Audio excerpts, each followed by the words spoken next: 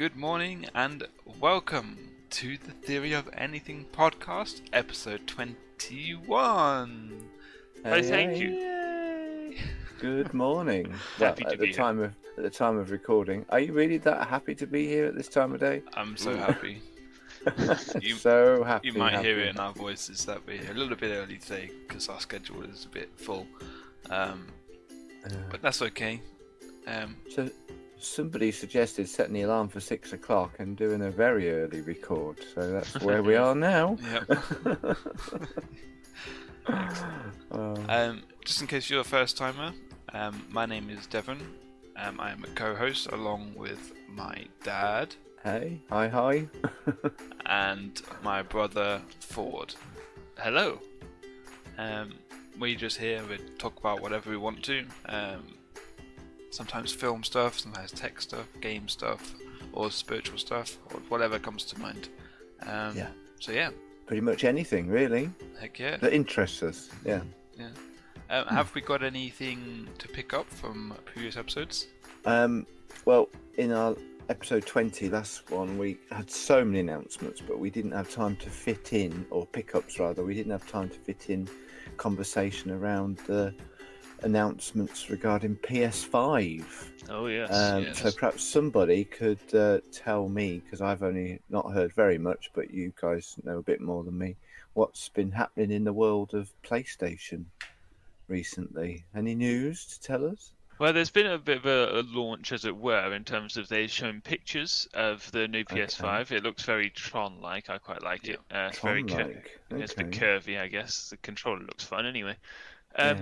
But they haven't really released any details in terms of price or Oh, or a release date. So those it's are re- the two things we want to know, aren't they? yeah, pretty much. Yeah. I mean, they've released some stuff about the specs. They're saying how it's like lightning fast and all that nonsense. But Yeah. yeah, it's looking pretty good. Let's just say Good. that. Are you likely Good. to buy one? I'd like to, yeah. I'm only just getting my head around the PS4, but with just some of the games that I've had a chance to play on there. But I'll be keen to see. What I'm particularly keen to see is what's going to happen with VR with the PS5. Ah, yes. So obviously it'll need some kind of new headset. Hopefully, it will be a wireless concept, arrangement. I do Yeah. hear that the PS5 is going to be completely backwards compatible. I don't know if that's true it? or not. So you'll be able to play all your old games Yeah. from all the previous PlayStations.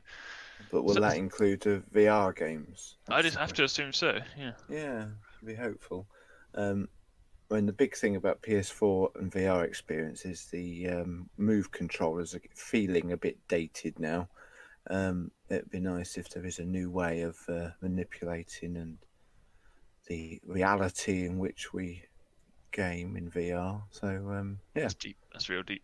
it's real Wow. deep. That's my thoughts Yeah. on PS5 anyway. But look forward to it. I'm sure. Yeah. Yeah.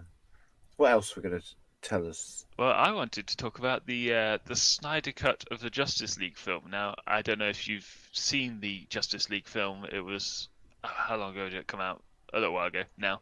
But they're basically giving Zack Snyder, who essentially the Justice League film was it was done by Zack Snyder, the director, Mhm. but they got rid of him about halfway through and got Joss Whedon in to finish it up. Right. Essentially, since that film came out, it was pretty bad, and now everyone's been crying. The internet's been crying out for a Zack Snyder cut, Oh. and so they're getting him back to. I think they're giving him a ton of money as well, Ah. just to I don't know if it's just re-edit, but I think they're reshooting as well. Wow. Yeah, they're essentially basically redoing a whole new film, but with some of the old footage, if that makes sense. Okay. I was thinking, this is a bit awkward, isn't it? I mean, you can't just do that, can you? So how will it be marketed then? As a brand new separate film? That's yeah, I think Justice so. League 2. Yeah, Yeah. But it's the It- same story. same story. I believe. I don't know. Just You might change the better story edit. even. Okay. Yeah, which I That's find kind of. interesting. I mean, director's cuts isn't anything new, but this sounds like something a bit different, a bit more intense. Yeah. Anyway, it's Justice League as well, so it's a big deal to me. I like Right. superhero films. No one likes the Seven. first Justice League today. No, Yeah, that's why this is all happening. Hopefully it's actually good. Yeah, I mean, it can't be much worse. I guess I'd have to watch it to have an opinion. Yeah, but there I've we still are. not watched it. Well, I was thinking more, do you have an opinion on the idea of directors coming back and giving it a second chance? Yeah. On any film, it just seems a bit awkward. I mean, it can't hurt. More content I'm always in favour of. If people want it, then people will watch it. If they didn't want it, then they won't. Yeah. And it's a regretty for him. We're back to that old concept, aren't we? Yeah. Yeah, I suppose. If people want it, they'll watch it, and if they don't want it, they won't watch it. Yeah. If you just record that line and then just replay it for every Yeah. talk about. every opinion. But the thing is, perhaps they didn't want it, but now they're redoing it anyway. So In this case, the fans have been crying out for this for a long time, so that's not the case here. Okay.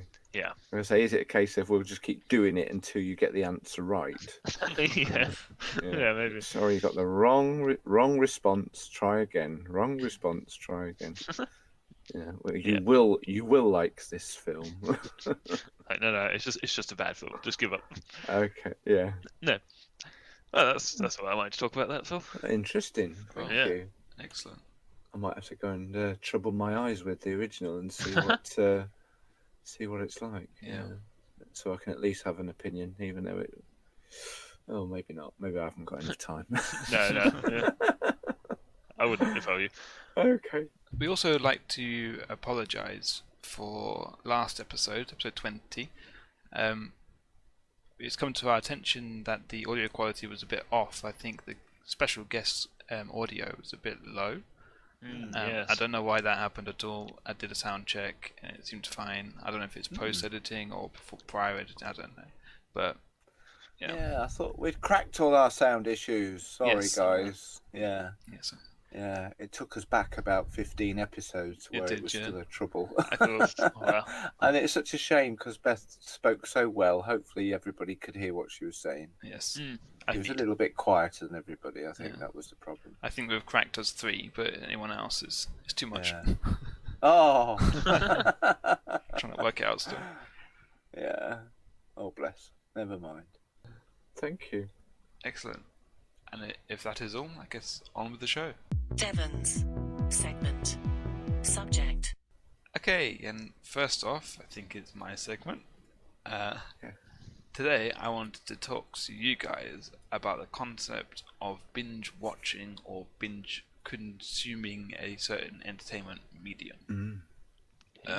Binge watching is probably one of the most popular ones, but I've binge read books, I've binge listened to songs, I've done all that kind of thing.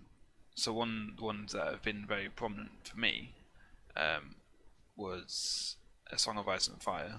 The first Oh yeah. 3 books I read very, very quickly. I'm still on the 4th book now. I'm getting through it still. And for watching wise, me and my now wife watched the entire 4 seasons of IT Crowd in one day. Oh, did you? Yeah. Wow, that's a lot of switching it off and on again. Yeah. Yeah, exactly. wow. Yeah, we enjoyed it a lot. So it's a combination of Fabulous. having time and really, really enjoying something.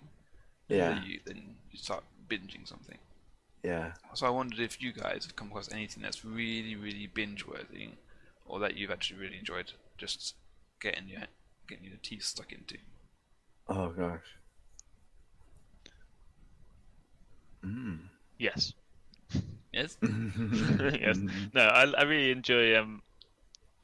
Well, actually, interestingly enough, I like to watch Rick and Morty. Right. Yeah. That's a cartoon show about a guy who basically dimension jumps. It's very cynical, but Is it? yeah. I find if I watch that too much, I start to feel a bit depressed. If that makes sense. Yeah, that makes sense. But it's really good, so it's really easy to watch a lot of it. Yeah. Yeah. So We have it's it on a like, lot. yeah, there you go. It's very interesting the side effects you can get from binge watching. You really get into the Yes. the atmosphere of the show, Yeah. and sometimes that's not a good thing. Sometimes. Yeah, that's a good point actually, because we are affected by what we spend time with, aren't we? And you could probably your spirit, your emotions can probably cope with something that's a bit darker for a short period. But if you immerse yourself into a universe of a well, it could be a book, or probably more impacting would be a TV show, or because nowadays these um, TV universes, if you like, can go on forever, can't they? You know, I mean, if you let's for example we've talked about it before, but Game of Thrones. If you binge watch Game of Thrones, you'd be there for a whole week, couldn't you? Yeah, Really? those hours, Yeah. definitely. Or your waking hours would be consumed by it. You know, you could probably do a series in a day. That's a whole week, really. So, and if would it do you any good? Probably not. You know, I remember binging a game way back when you guys were little, and it I was think about probably this quite a lot. the first. You know what I'm going to say? Yeah, the first Call of Duty, I think it was, on the PS2. Yeah, it would have been PS2 then. First Call of Duty, and I think you used to rent games in those days. I don't know if people still do that, do they? Do you rent a game? Not really. No, 'cause you don't go to a shop to get a game anymore, do you? No. Now normally, and I rented this game and I had to finish it in a weekend, and I think I was a terrible dad. But everything else was just dead to me. I didn't have anything really involvement in new children or anything for a whole weekend, and just played this game literally non-stop. I suppose I did go to sleep. I don't remember that happening, but I remember you talking about it. Yeah. And I did finish the game. I don't know how many game hours the original Call of Duty would normally take, but I'm a bit slow on games anyway. I like to explore every corner and look for the hidden things, you know. When I'm in a world, I'm doing it now with Call of Duty World War II, and I'm taking a long time over it. When they say 20 hours of gameplay for this campaign mode, you can double that when I'm playing it. Anyway, but anyway, after playing that original Call of Duty, it really affected me psychologically, because I remember going to work, walking down the road, and sort of skirting the edge of the pavement against the hedge, you know, to keep out of open space, you know, watching all the high places for snipers and things like that. It kind of really got into my head, and that's all because I binge played a computer game. I don't think necessarily watching a TV show would have that amount of impact, but it's interesting, and I say all that because you said it really affected you, and you therefore because Brick can depress you a bit if you. Yeah, I found out to be careful not to fully commit to a TV show. So yeah, binge watching for me not so good. But that was a negative experience of playing a game, and I guess I shook myself out of it. I said, "Don't be so stupid. This is the real world now," you know, and I got over that quite quickly. But the binge watching TV, yes, I'd agree with that. I've binge watched, on a much lighter note, Doc Martin. Yep. We love a bit of Doc Martin in our house, and it's a beauty. It's like going on holiday when you're watching telly. You know, lovely seaside, beautiful coastal town in Cornwall. Always sunny. It never rains in Doc Martin. Some of the storylines are a bit rainy, but the environment's a beautiful place to visit. Yeah. So we'd look at the clock at the end of one episode and say, "Go on, one more, you know, go on, one more." Yeah. We should go bed, but really we'll have one more, you know. So yeah, I can relate to that. Yeah. There's definitely some that have different effects on you than others. I think we were watching quite recently the Jeffrey Epstein Filthy Rich documentary. Oh yeah. And that's obviously very, very hard hitting. If you know anything about Jeffrey Epstein.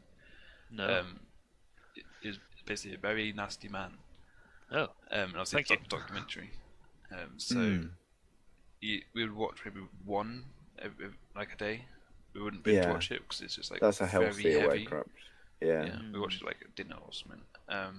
But in like in contrast, some of the David Attenborough like nature documentary type things, they're actually like really refreshing to watch Yeah, because they're like very peaceful, it leaves very you natural. Yeah, very, in a very better slow. state of mind. Yeah. Yeah.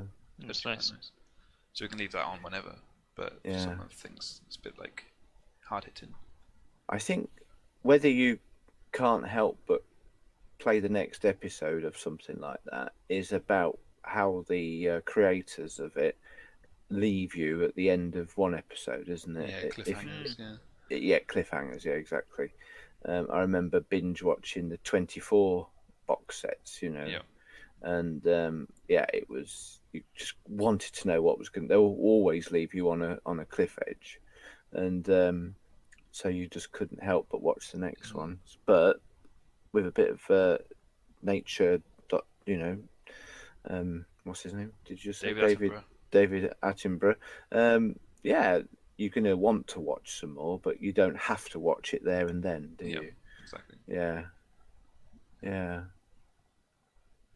So that's probably the difference. Yeah. So yeah, it's a good thought to think about. Is it good for us or not? If you've got spare time, which a lot of people have had recently, whether they're having less spare time as we come out of lockdown situation, people are finding perhaps normality returning. But yeah, people have had days on end to watch in front of the telly. I don't think that's necessarily always a good thing. Yeah. I've got like a list on my phone of practical things I want to do like every day, like play a bit of guitar or something like that. I feel like so long as I've knocked something off that list for the day, even if it's only been like 5 minutes, then I feel I feel pretty guilt free to sit down and watch something for the rest of the evening, Yeah. And I think it is important to not spend your entire evening just in front of just TV. watching, because you want to do something with your life, don't you? That's very good. Yeah. That's how I feel about it anyway. I like that approach. Yeah, that is good. I hadn't thought about talking about this, but recently, as you know, I've been playing a lot of Counter-Strike because my team has been picked up by an organisation. So that makes it very serious. Be a professional computer game player. Yeah. We'll see. We'll see. But yeah, so now we're actually working on behalf of an organisation rather than just for ourselves, which makes it obviously more professional, more serious. So we put more time. Are you allowed to give a shout out about that one? Yeah, follow Requiem Esports on Twitter or YouTube or whatever. Requiem. Yeah, I'll link it if you like. Yeah. Okay. Yeah. Please do. But my point is, I've been having to spend a lot of hours every day practicing with the team, and by the end of it, my head's just pounding. Is it? Yeah, my eyes, my head's just like, because I've been. It's not only just being like staring at my monitor; it's thinking all the time, like intensely, what is actually going on here. So it's very intense, and it's like binge playing, but it doesn't feel like playing. It feels like work, but that's the aspect that I enjoy about it. I think as well, the competitiveness and I need to try harder to win type thing. But it's still it really takes a negative effect on you, like physically, by the end of the day for sure. I would imagine playing a high intensity game like that, you can't afford to relax, can you? I suppose exactly. You've got to be fully alert throughout the whole experience, otherwise you're out.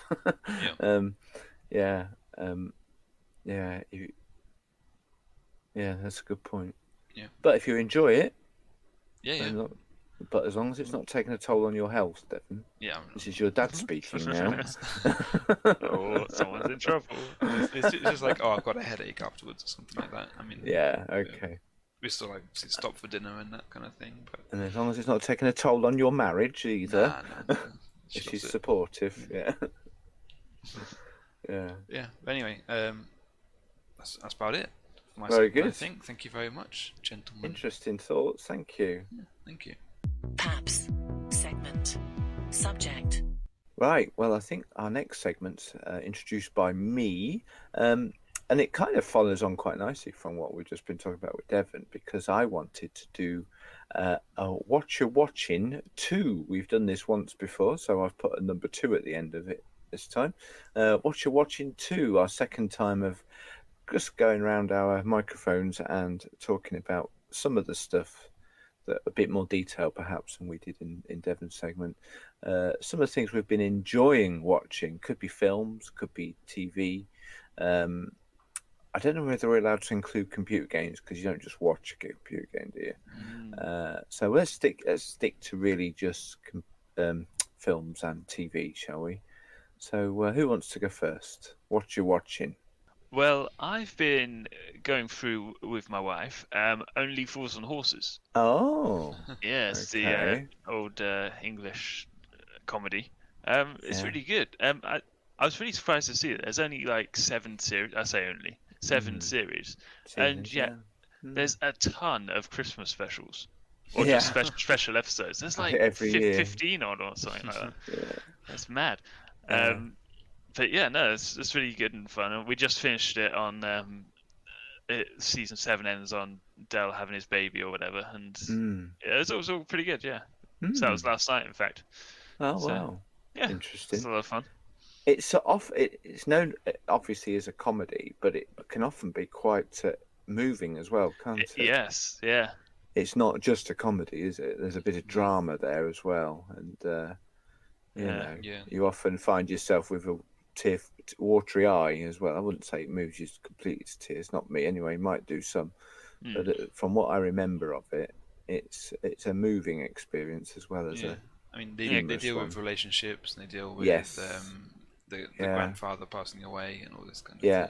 Yeah, breakups and things like that. Yeah, the main character Del is he can be quite an idiot sometimes, and you really hate him for being manipulative and whatnot. But then he gets an emotional moment, and then you're back on his side because he's so lovable or something like that. It's pretty good, especially when he has his baby, doesn't he? That's a very moving episode, if I remember rightly. Yeah. Oh, that's good. Interesting. Yeah, blast from the past. Yeah. But I think if I remember rightly, although they didn't make a series every year, they would make a Christmas special. I think many years anyway, nearly every year. Yeah. What did you think to the famous scenes, the Batman and Robin running down the road? I think that was a Christmas special, wasn't it? Oh, I don't know if we've hit that yet, because obviously we finished season 7, but there's obviously more to come in terms of specials. Yeah. So so we've just finished season 7. That's where we are. And the other two famous bits everybody mentions is the falling through the bar scene. Yeah, we saw that one. And the chandelier scene, of course. Yeah. It's very good. Yeah. I suppose we're a bit to only talk about those. It doesn't do it justice, but those are the three I think go-to moments in the world of Only Fools and Horses. Anyway, so anything else you want to mention you've watched? You can come back to me when you've. All right, when you go to Devon next then. Okay, go on, Devon. Recently, me and my wife have been watching the season 4, the latest season of what's it called again? You enjoyed it so much. Yeah, season 4 of 13 Reasons Why. Oh. Yes. We watched the first. Anything about it? We watched the first season, and then we actually really enjoyed it. They've kind of gotten gradually worse, but we're kind of enjoying this 4th season actually more than the last one. So. All right. Yeah. Can you give us a bit of download what it's about? Yes. Originally, it was about 13. This girl decides to commit suicide, and she leaves a tape of 13 reasons why she committed suicide.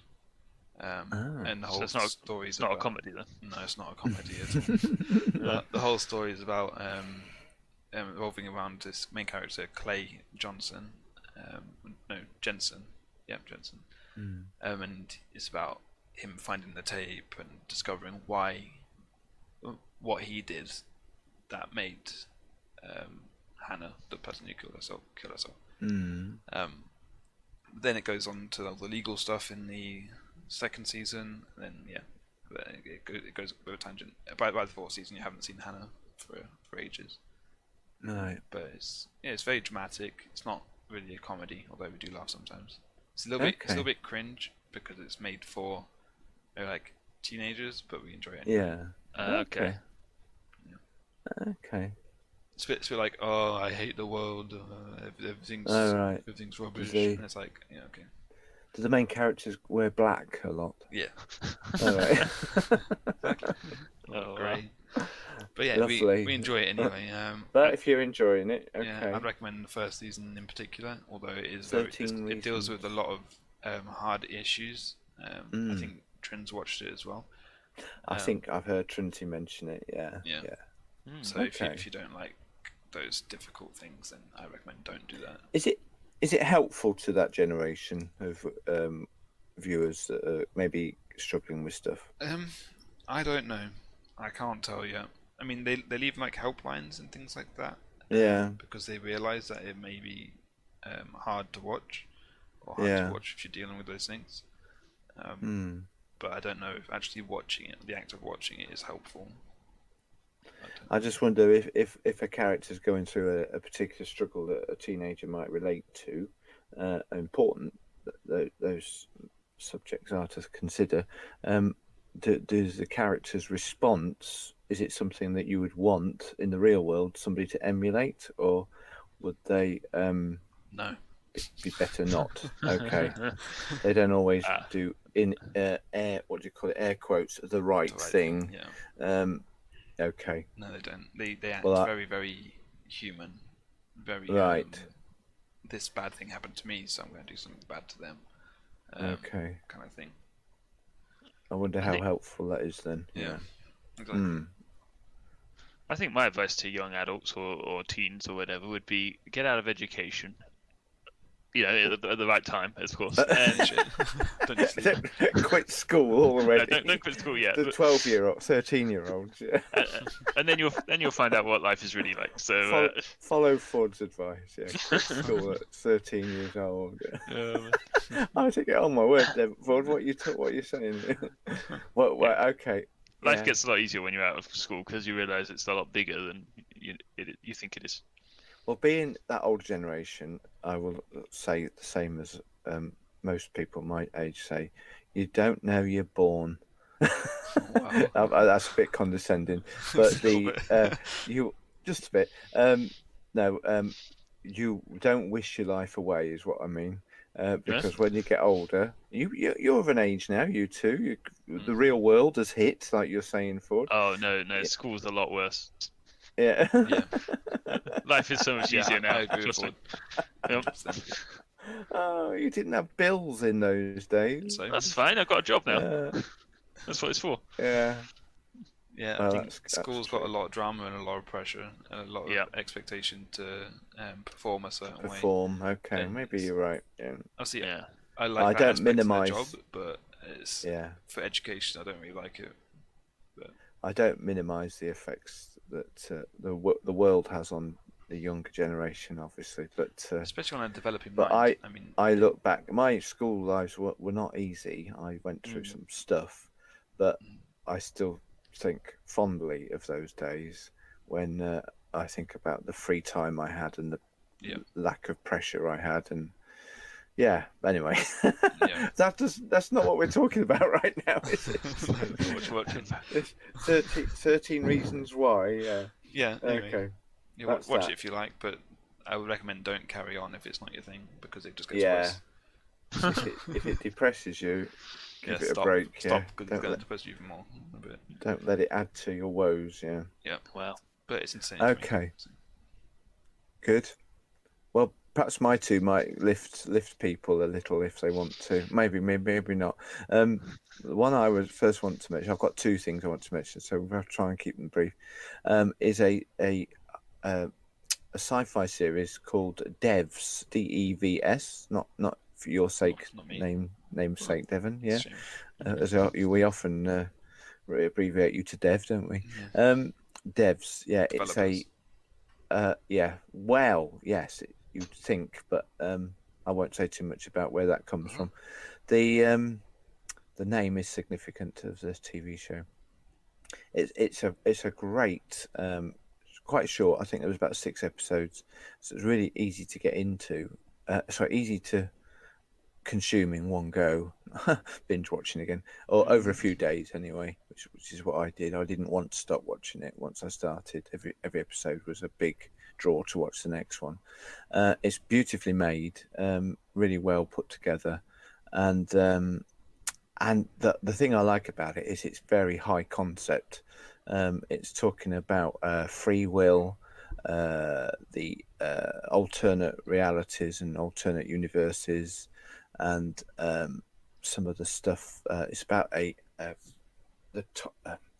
exclusive team of, you think, computer programmers, and they are indeed computer programmers, who have developed a system of being able to predict the future and look at the past.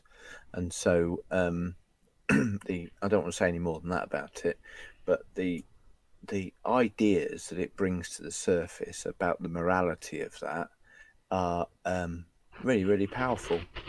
And I highly, highly recommend it. It's deep. If you like something like Inception, Christopher Nolan's highly regarded film, I'd put it on a par with that, because that was a good equivalence, I think. But Devs, yeah. Where can you Have watch either of you heard of it or seen it? No. No. It's got the blonde lady from Picard is the key, the doctor from Picard. Yeah, I think so. You know the one? Yeah. Short, blonde-haired actress. I'm afraid I didn't get very far through Picard because. Oh, right, okay. Yeah, it's better. Oh, you should give it a try. You should give it more of a try. I've said before, it gets better. Anyway, yeah. So great. Where can you watch it? Is it Netflix? Oh, do you know? I can't remember where I watched it. Did I watch it on Amazon or Net? No, it wouldn't have been Netflix. It might have been on Amazon Video. Okay. Oh, that's a good point, actually. I was recommended a website the other day called Just Watch, I think it's called. I don't know if you've seen it. I haven't Googled it myself yet. And apparently, if you go onto that, it will tell you, you just type in Just Watch streaming guide, and then you can see what platforms different things are on. So I'll try and see where Devs was, shall we? Just Watch. Devs is on Sky Go and iPlayer. Yeah, it's on iPlayer. Oh, okay. There you go. It gets 7.8 on IMDb. Fabulous. I enjoyed it anyway, because it's the stuff it touches on, stuff that interests me. Technology and alternate realities and things like that. Go on then. We can do one more each if we're quick. Okay, I've been watching through some Doctor Who. I've been watching back some of the Peter Capaldi stuff. Old school, aren't you? Yeah. Well, not very old school. He's the last Doctor before this. Oh, what's her name? Jodie Whittaker. He's pretty good. Probably not the best, but yeah, I like some of the concepts they deal with in his episodes. So yeah, it's really good. Okay. I don't really have a lot to say on that, but I think he's one of my favourite Doctor Who's. Really? Yeah. Yeah. I liked Peter Capaldi. How strange. It was good. Yeah, I think he Okay. got a bum deal from the critics, really. Yeah, I think it was alright. It was good. Yeah.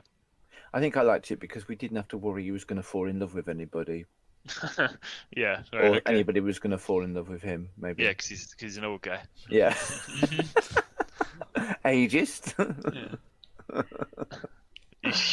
Oh dear. Okay. I think the relationship between David Tennant and the lady who plays Rose, Billy Piper. that's the one, Yeah. was actually really, really good and quite engaging. Yeah. Oh, really? I think it was good, but I It was didn't done want to really see well. that Yeah, you don't with want to see, every Doctor. No. It was kind of revolutionary. I don't want to see that. I don't want to see that in your private, please. Yeah. No, it was a great exploration of their relationship, and but if they did it with every new assistant and every new Doctor, it would get a little bit samey, wouldn't it? So I'm glad they didn't. They did the right thing. The writers didn't stretch that storyline. Yeah. Well, that's fair enough. Yeah, but Peter Capaldi was good. Okay. Devon, did you have another? Not really. I'm not Okay. really watching anything else. I mean, I watched the first half hour of The Martian the other day. The Martian. Oh, right, the film. The Yeah. film. Didn't go well. Had he started making potatoes yet? Yes, he had. You got a little Yeah. sprout. Yeah, A sprout. Okay. yeah, that's about it. As far as I got. I mean, I watched it all before anyway. It was kind of just a filler for while eating dinner. Yeah, it's a good film. I liked it. Yeah, but Really? yeah, it's quite good. Huh. Yeah. Yeah. I'd like to watch it again. Yeah. It's quite creative in the way that he deals with problems. Makes it Yeah. sound quite reasonable, actually. Yeah. What it can do. That's very interesting. I don't I know think- what the science behind it is, whether they could ever, sorry to Ford, whether that is a feasible way of surviving. But yeah. I think I've just got a problem with Matt Damon. I just don't think Have he's you? very good. Yeah. No offense, Matt Damon. You're not the only one, but I okay. don't have that problem. But I know others have said Really? that. Yeah. Yeah. Hmm. So people get annoyed by him. I've seen some good films with him in. Yeah, definitely. Yeah. Other than that, I've been, as I say, reading more of my my book, A Feast Yeah. for Crows, book 4 from A Song of Ice and Fire. And that's just, I don't know if that's including Watcha Watchin, because I'm kind of watching the words. Yeah. Yeah. Okay. We'll let you have that. Okay, good. Because it's really interesting books, especially like epic books, the amount of detail they go in. And I was only just realising, well, I've probably realised it before, but I was realising it again, that a scene that would be very quick in a TV show or movie is like 3 pages worth of book of reading, and you just get the sense of everything that's going on. Really Complete quick. immersion. Yeah. Complete immersion. And That's why I was. Yeah. you get the writer's intention as well with what you should think of each character. Like one's like really burly or something like that. Yeah. But yeah, it's very interesting. As it's often been said, the pictures are much better in a book. Yeah. Yeah. Is that what they say? Is that what they say? I've There's never heard that before, something but- like that. Yeah, Eh? I've never heard that before, but that's good. Yeah. I enjoyed the book. The pictures were much better. Yeah. Because it's in your mind. It's what you want, isn't it? Yeah. Wow. Yeah. So that's why we'll allow you to talk about a book in Watcha Watchin. Excellent. Okay. Yeah. You are watching it in your brain. I've not been watching anything else. Don't really watch. And I'll end this segment quickly then with one more, which I've watched one episode of, but enjoyed it very much.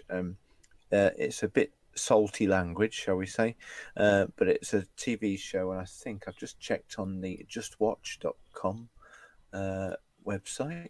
It's called Upload. It's a new TV series. It's a comedy sci-fi thing, and it's picking up from something very similar to one of the Black Mirror episodes, where at the point of death, if you want, you can have your consciousness uploaded to a computer system and Yeah, continue saw a trailer for this. Did you? Yeah, Yeah. It's quite funny. But I'm hoping, and I've enjoyed the first episode. I'm desperate to watch the next one, which is a good sign, isn't it? If you get to the end of episode 1 and you want more, then I'd say it's a good sign. I don't know where it's going to go. I don't know what it's going to be like, but I can recommend it so far. Yeah, some quite interesting bits in it, ideas. Anyway, yeah, Upload, available on Prime Video, Amazon Prime Video. Okay. Not sponsored. No, not sponsored. Yeah, we're not sponsored by Amazon, unfortunately. Unfortunately. Yeah. Yeah. Or fortunately, yeah. Thank you, guys. A little bit of stuff for other people to pick up on if you so desire or have the time. Yeah. Thank you. Thank you. Over to you. Next segment, I think. Real quick though, isn't that the third Watcha Watchin, not the second? I'm sure Yeah, I we've done thought 2 so. before. Is it? I'm sure we've already Do we made it need- into a series before now. Yeah. I don't know if we want to number them, to be honest. I like numbering them. Okay. I think it's at least 3 then. Okay, we might Alright. keep this in then and apologise for my intro at the beginning. What you watching 3 in the can, if indeed it was. Okay. Thoughts. Segment. Subject. So I've been reading through the biblical book of Job. Oh, I don't know if you've heard of it, having read the first, Bible. First book I ever read in the Bible. Yeah. Oh dear, really? Yeah. I don't know why. It just the name drew us Job. to it, I think. Yeah. Yeah. Interesting. Well, the first whole book I read, anyway. Yeah. So, for those of us who haven't read the Bible or this particular book, it's essentially a book on why bad things happen, Yeah. and to good people or bad people. It's one of 3 books of wisdom in the Bible. You've got Proverbs, Ecclesiastes, and then Job. Essentially, God's in heaven and he's having a good old party, and he's saying how Job, this guy who's down on earth, is he's the best person. Essentially, he loves God and all this. But then the accuser, the Satan, comes into heaven and says, "You know what? Job only likes you because you give him all the good stuff." So God says, "All right, how about I let you take away all this good stuff and see what he says then." Essentially, then he does that, and that's the first 2 chapters. And then the next 35 chapters is all about Job sitting in his pile of nothing left, and his friends basically poetically talking about him. Yeah. About why this could have happened. So we've got 35 chapters of this sort of thing going on. I don't remember it being that long, but yeah, I'm sure you're right. Yeah, I checked. It is. And then the last 4 chapters, God comes in and he essentially says how it is. I was wondering, what do you guys think about this book? I think it's a powerful read. There's some, I use the phrase in our last segment, a high concept stuff going on. It's not always easy to get your head around. The nature of bad things happening to good people is a big subject, isn't it? But there are lessons to be learnt through the life of Job and the way he approached bad circumstances. I think that are important for all of us to try and get our heads around. Yeah, I think with these 35 chapters of Job and his friends chatting about, essentially they're trying to figure out theology, aren't they? They're trying to figure out, and so I'm reading what's he done wrong? Yeah, and I'm reading through it and thinking, yeah, that sounds good. But then the next guy comes on, he says, no, that's stupid. And then the next guy says something, and you're like, right, okay, maybe that's it. Can we actually trust anything these people say? Because the majority of this book is these people chatting. And it seems like it's mostly nonsense, if that makes sense. Well, I don't think we were meant to, were we? I don't know what Devon thinks. I don't want to jump in too much here. I thought the point of it was that we're not to take too much notice of what the friends are talking about and trust in what God says towards the end of the book and the restoration story that's experienced. I don't know. Maybe I'm misremembering the reading of it. Obviously, I do hear it every year when I'm doing my Bible. What do you call it?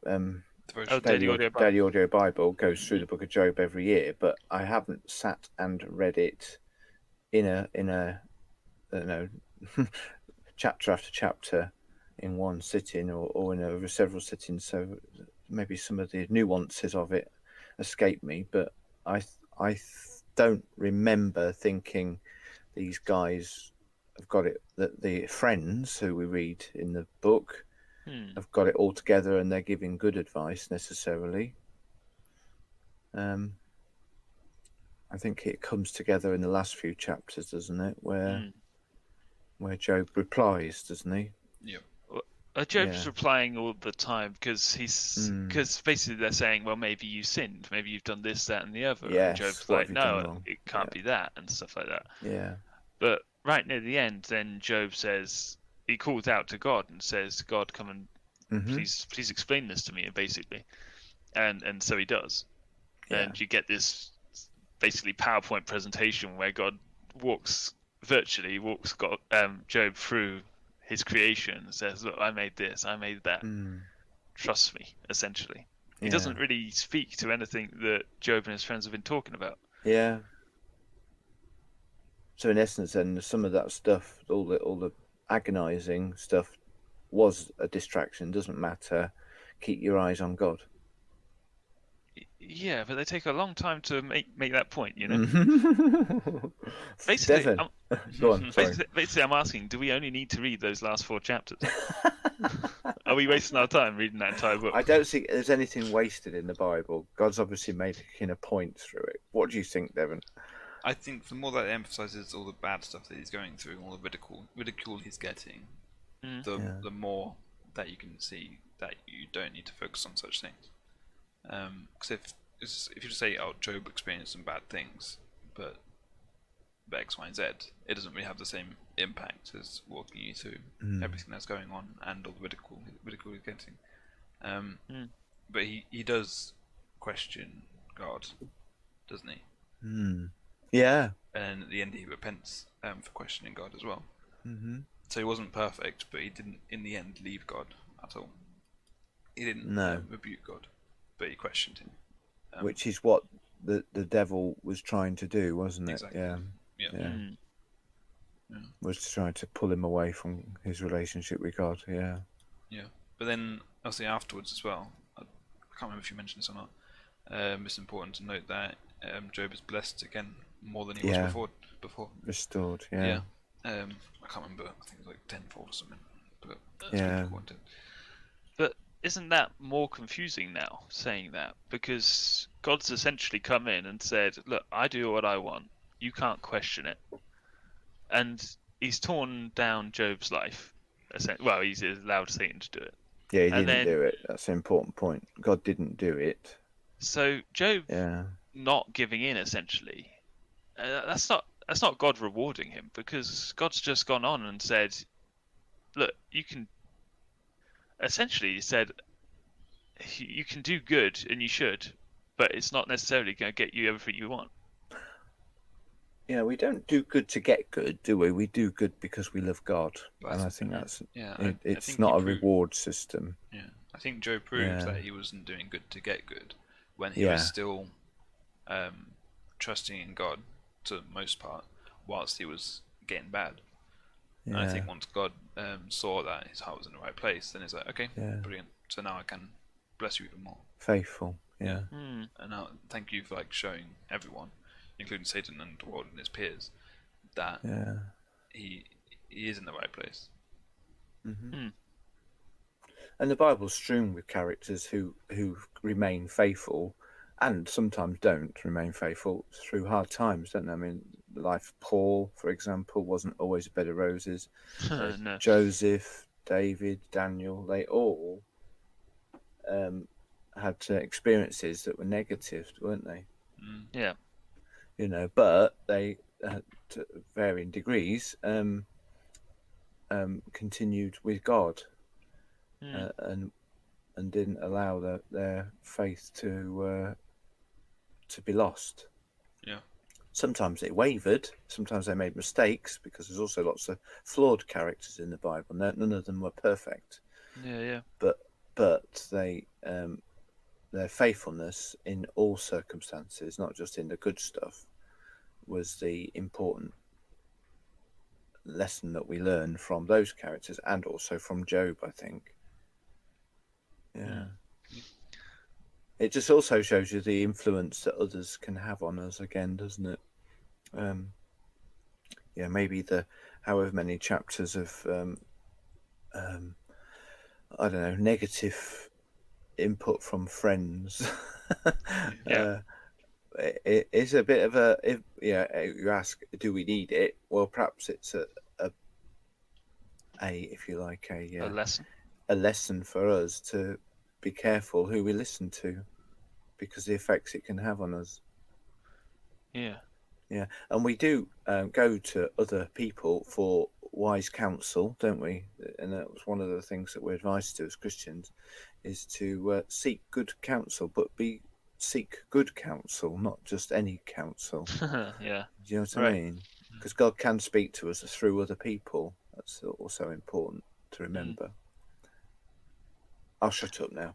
I think it's also a lesson in reading things in context, because people say, don't they, you can make the Bible say anything if you isolate a particular verse.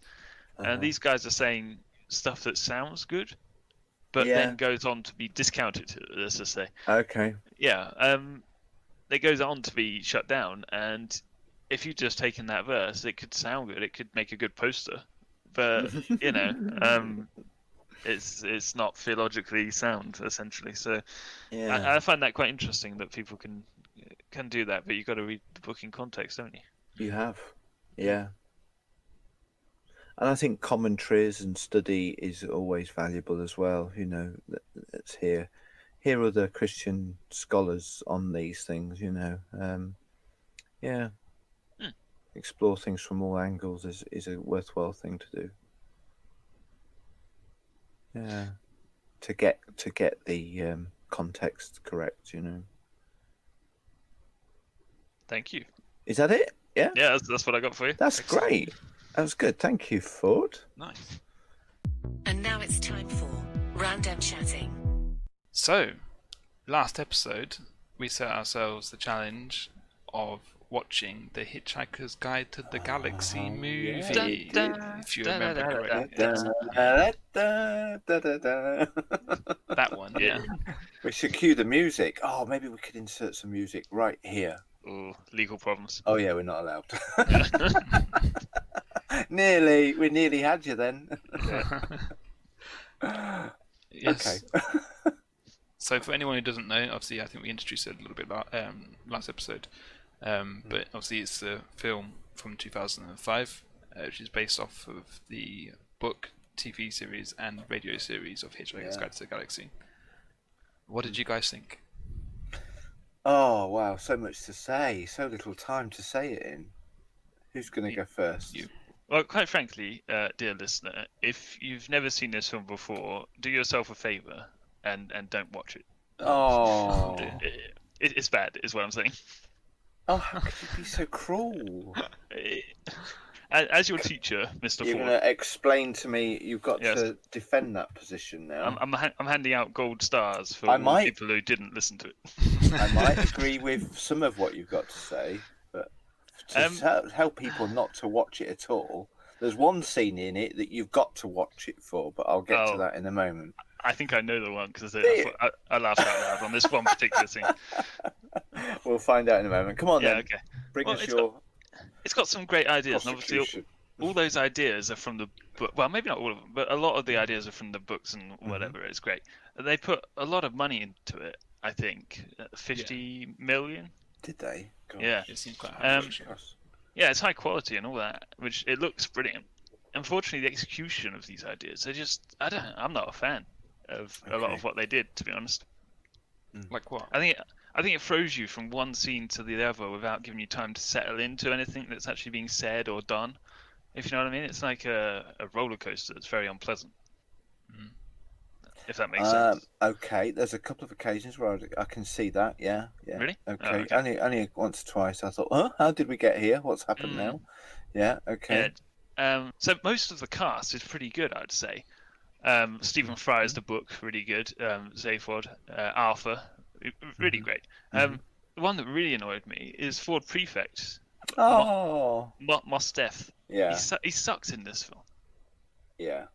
I've never seen him in anything else. I don't know if he's a good actor or not, but I just feel like he was just reading lines. He didn't feel like he was present, did he? And when I say reading lines, I mean mumbling lines, to be honest. I couldn't see his lips moving sometimes. Yeah. I could hear his voice, but I couldn't see him speak. Yeah. Yeah.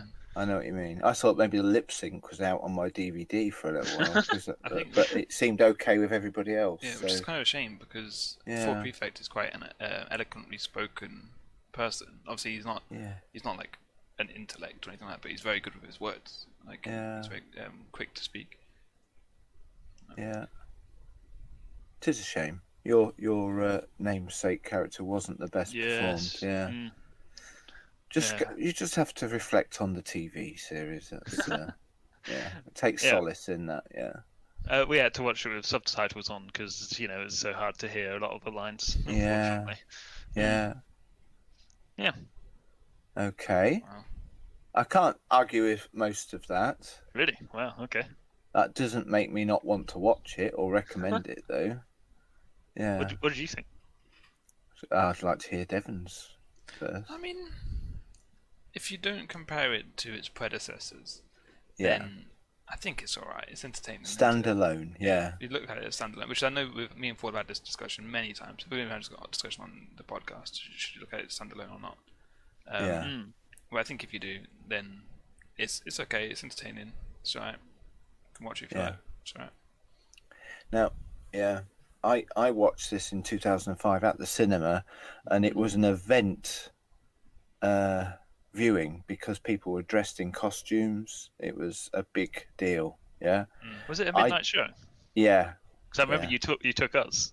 Yeah. And I was really amazed to be out that late. Yeah. You know. Yeah. Great. Yeah. Did I take you in 2005? Yeah, I remember going for the first time with you. Yeah. Could be. Yeah. It rings a bell. But what I've didn't realise, being such a Hitchhikers fan, I hadn't seen it since then. You would have thought I would have watched it more often. And I didn't enjoy it as much as I hoped or expected I would. I think, in summary, before I come to some of my other points, it was visually pleasing, but just not as funny as the TV show or the radio show. The lines just don't crackle like they do. And I know the lines off by heart. Yeah. You know, I could quote most of it, although there are a few tweaks and changes that throw you, you know, when they use the wrong... They're not like for like, you know. But I just felt it wasn't quite... I enjoyed it. I loved some of the differences. I disliked some of the other differences. There's a couple of bits that added to it for me, and then I'll switch to one of you two. I liked right at the beginning, I'm just reading through some of the notes I'm in, that Ford chooses to save Arthur because Arthur saved Ford.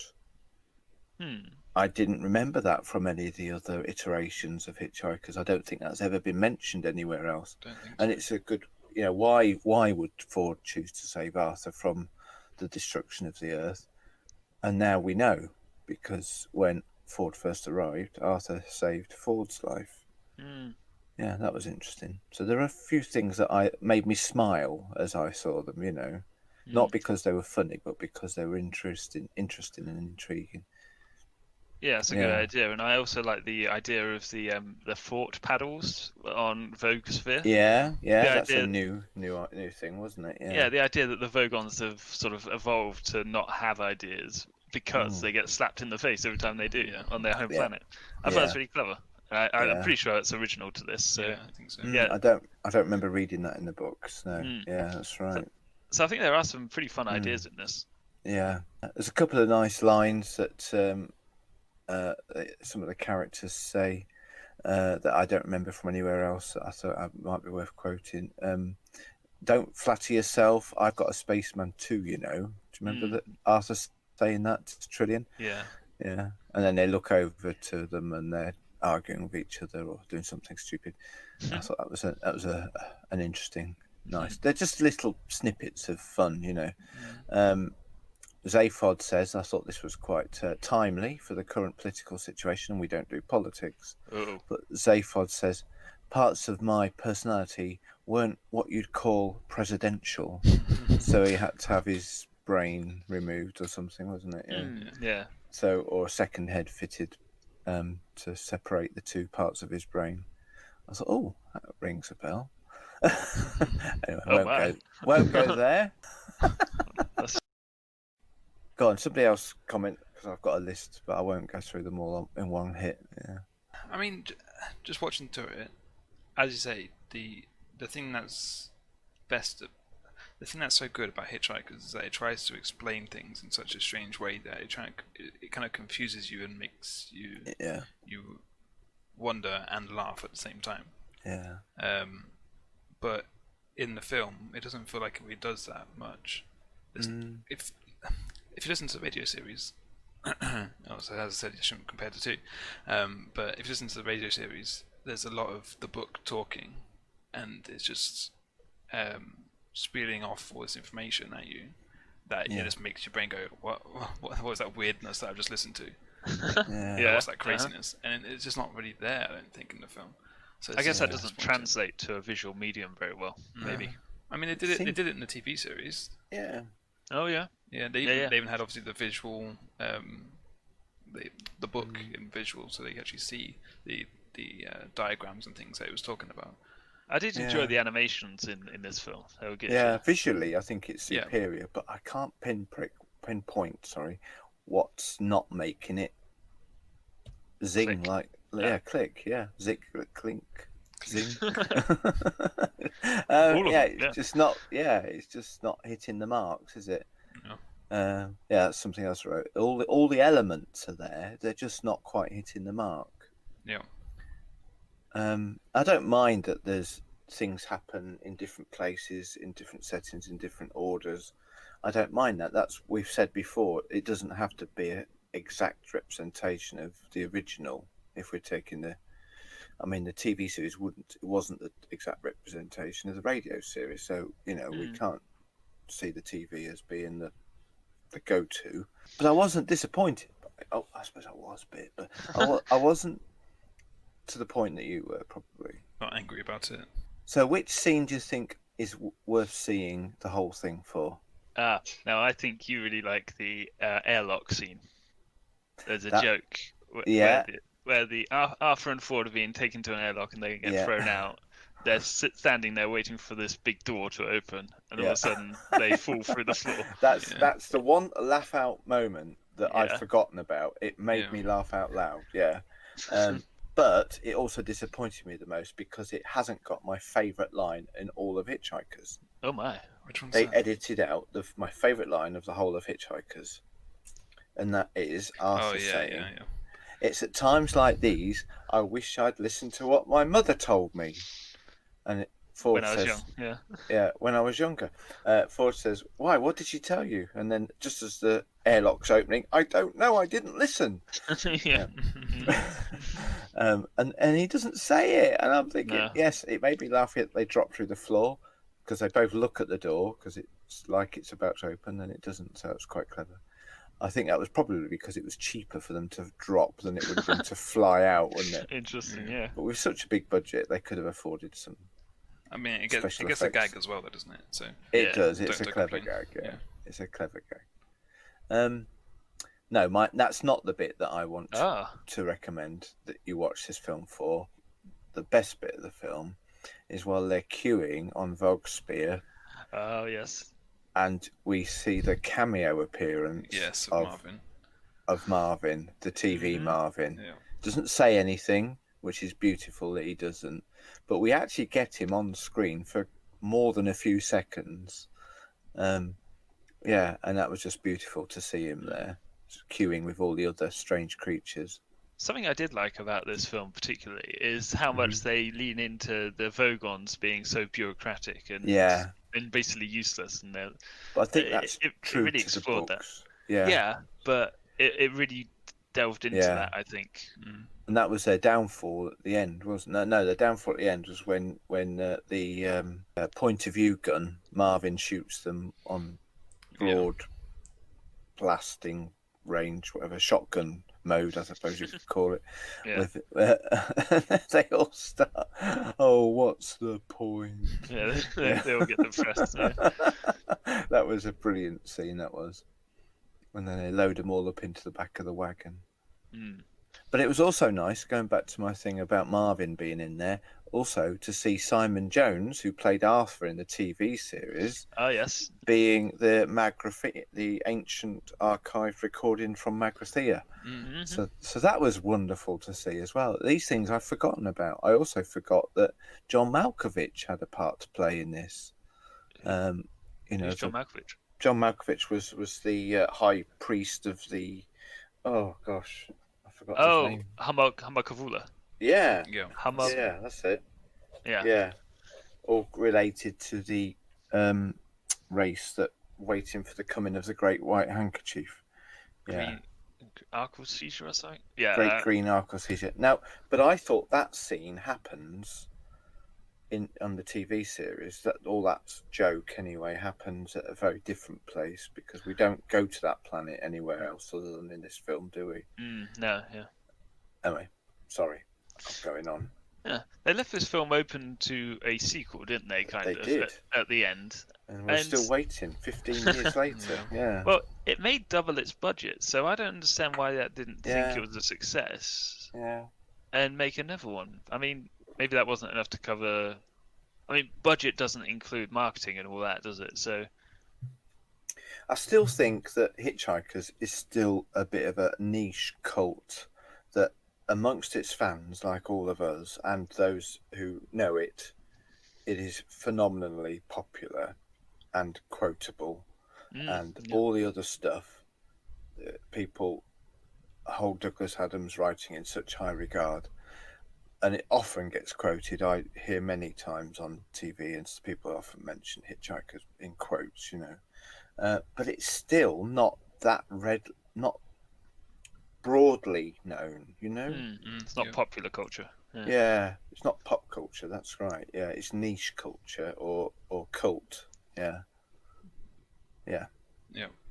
And the final thing I'll say is the beautiful final tribute as the Heart of Gold flashes into Infinite Improbability Drive at the very end of the film, and we're left with a split-second image of the face of Douglas Adams as well. Yeah, I did see that face, and I thought, I bet that's someone important. It was. Yeah. That was Douglas Adams. Yeah. Nice. Yeah, and he does get a production credit at the very beginning in the opening credits. So I think he was involved. I think he may have passed away at some point in the proceedings, and I think, if I remember rightly, people at the time downplayed or were less enthusiastic with this film because Douglas hadn't been. I think we would have had more confidence in it or been better pleased by it if Douglas had had his fingerprints over all of it rather than possibly just the beginnings of it. Yeah.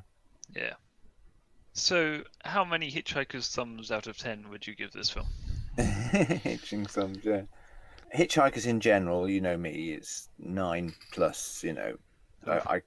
But this film I can't rate as highly as Hitchhikers. Probably 6.5. I should think. That's what I was thinking.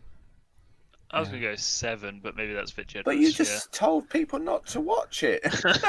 But you still give it a 7. They need to watch the originals. They need to experience the other ones and watch those first, and then you can watch the film. They're so much better. That will help. I wanted to encourage Christine, my wife, to watch it with me. She's never watched any Hitchhikers. She's not enthused to do so. So reluctantly, she said, I'll watch 10 minutes. And that is all she watched. She just could not adjust to it. So I said, as she walked out the room, well, maybe we should watch the TV show first. And then maybe you could get into you've got to have the right mindset, haven't you? Yeah, maybe, yeah. And I think we know the outline story. The story stays quite close to the original material at the beginning, but wanders off in various different directions midpoint and draws it back to quite a nice conclusion. I think I'm quite pleased with the conclusion of it. Yeah, I'd have to assume it's the director. So a lot of the ideas, a lot of the quality of the shots, it's all there, but I don't know if the directing's just off. I think. But maybe 6.5. I'll go there. How about that? Well, that's higher than I expected you to from your opening remark. Yeah. I mean, it's not bad. It's just not as good as its predecessors, and that's a real disappointment. Other formats, yeah. Okay, excellent. Perhaps that's why it's never had a sequel. Yeah. I will say, I may return to converse about this in future episodes because there's a lot of unseen, to me anyway, bonus material on the double disc I've got, and I hadn't realised that. I'm ashamed to say there's some extra features that I'm desperate to see. There's a few deleted scenes which I did watch, but I need to watch all the rest of the material. I'm going to watch it with the commentary on as well, and which I like to do when I'm enthused by something. So if there's anything jumps out at me, I might pick it up next time for you. Cool, sweet, excellent. Thank you. It's homework time and toodaloo. Excellent. So now on to homework. So next week we've had a suggestion. Well, this week I had a suggestion for next week. of listening to some music. It's Every Kingdom by Ben Howard. Oh, Ben Howard rings a bell. it's not familiar with me, but anyway, yeah. Is he a Christian artist? Don't know. Maybe. Well, we'll have to find out, I guess. Yeah. This Well, was look a into someone suggested this, didn't they? So Yeah. we're taking on suggestions and we're doing them apparently. Yeah. All right. That's good, isn't it? Are we allowed to say who suggested it? No. Oh, okay. We might say who suggested it after we've done it, shall we? Yeah. All right. Okay. Okay, so yeah, if you want to listen along to that, then next episode we'll have a little talk about it, and you can send in your thoughts as well. Every Kingdom by Ben Howard. Okay. Yes. He lives in Devon. Must be good then. Does he? Oh. Yeah, that's nice. You're one of your neighbours then? Yeah. Oh, not near. That's the way it rings a bell. In. Okay. Excellent. So if you want to give us any feedback on Every Kingdom or by Ben Howard, or on anything else about the podcast, then obviously you can find us on major podcasting platforms, and obviously YouTube. We've got a comment section just down below, and we've got Twitter handle is @theoryofanything. It's TING at the end. Or you can email us if you want something a little bit more private at the email theoryofanything@hotmail.com, and we'll look forward to hearing back from you. Yeah. Marvellous. All right then. So until we see you around the microphone again next time. Bye. Bye. Bye.